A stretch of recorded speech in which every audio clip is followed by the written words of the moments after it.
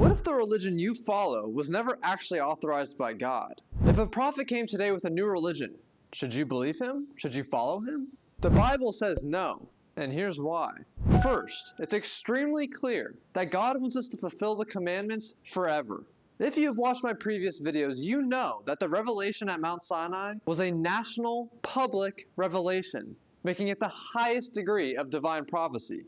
This event produced the Torah, and in it, God says, "All these matters which I command to you, you shall be careful to perform. You may not add to it or subtract from it." Now let's examine this verse closely. If we can't add any commandments or subtract any of the commandments, that implies that all of the commandments are permanent. We can't change them. This means that the Torah is God's commandments forever, without change, addition, or subtraction. Deuteronomy 29:28 corroborates this, saying, "The hidden things belong to the Lord our God, but the revealed things apply to us and to our children forever," that we must fulfill all of the words of this Torah. Now, of course, the Israelites were saying this. All of the words of the Torah apply to them. We'll touch on this part for us Gentiles later. But elsewhere, it says repeatedly, "It is an everlasting statute for all your generations." Now, if God wants us to keep the commandments forever, how else could God say it? Remember, God is not a man that he would lie, so we must take his word seriously. But what about prophets? Can these spokespeople of God add or subtract commandments, introduce a new religion? The answer is no. First, we have already established in my previous videos that we must not follow any prophet that contradicts the Torah. This is in Deuteronomy 13. But second, Deuteronomy 30 verse 12 says that the Torah is not in the heavens. The Torah in its entirety has been given to us in this world. Thus, prophetic vision, which is from God in the heavens, cannot establish or nullify Torah law, nor can the prophet, with help from the heavens, proclaim a different interpretation of Torah commands than what was given at Mount Sinai. Again, the Torah is here on earth. It is not in the heavens. Jewish tradition actually makes this very clear. If 1,000 prophets were to rule one way, but 1,001 sages rule another way, we're supposed to follow the sages. So if prophets can't add or subtract anything from the law, nor can they bring in new interpretations, then what is their job?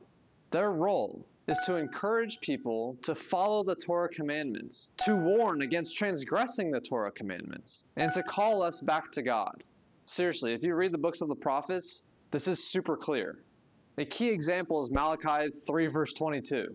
"Remember the Torah of Moses my servant, which I commanded him at Horeb for all Israel, the statutes and the ordinances."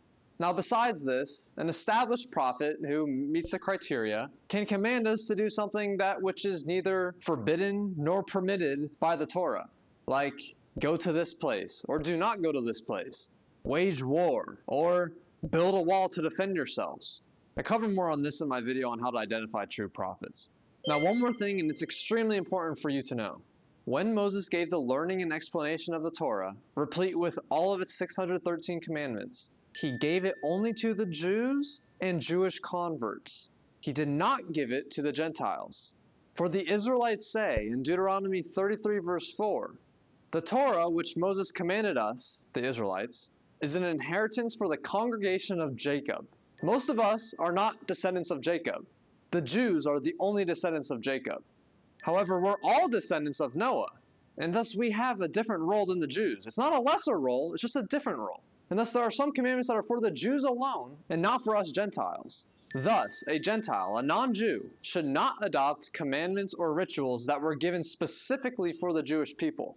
Doing so not only misunderstands the Torah, but also violates that command of adding to the Torah. Now, interestingly, at Mount Sinai, tradition holds that Moses was also told to compel all of the nations of the world to follow the 7 Noahide laws.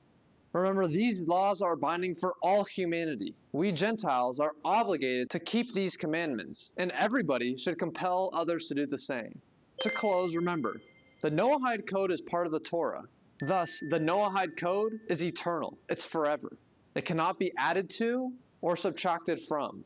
If you're a Gentile, a non-Jew, and you want to know more about your role and obligations in God's plan, please subscribe.